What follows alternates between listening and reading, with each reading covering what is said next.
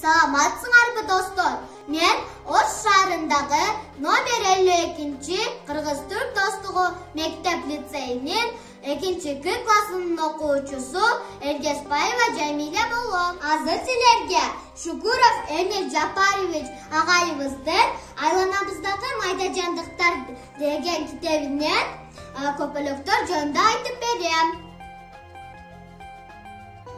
Ортожо жана чоң көлөмдөгү курсагы чоң канаты куш көпөлөк бул толоночу көпөлөк. Канатын жазганда 17 сантиметрге чейин жетет. Ал гүлдөрдүн ширеси менен азыктанат. Бул үкү көпөлөк. Жайылган канаттары 20 сантиметр болгон чоң көпөлөк. Джунгли токоюндагы эзилип бышкан мөмө жемиштерди, банандарды жешет.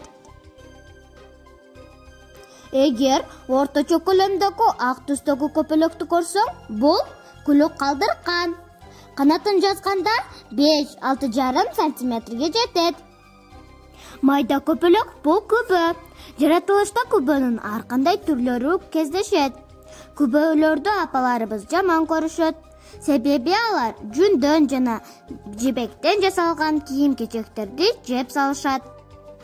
Сатурния луна көпөлөгү өтө кооз жана чоң көпөлөк Америкада жашайт. Канатын жайганда 100 мм болот. Аны тоз көз деп аташат. Канаттарында бирден көзгө окшогон тагы бар. Бул сүрөт жырткыч душмандарынан коргоого жардам берет. Дүйнө жүзүндө көпөлөктөрдүн 165 000 түрү бар. Көпөлөктөр сары, жашыл жана кызыл түстөрдү ажырата алышат. Эң чоң жана кооз көпөлөк сары калдыркан, башкача аталышы махагон.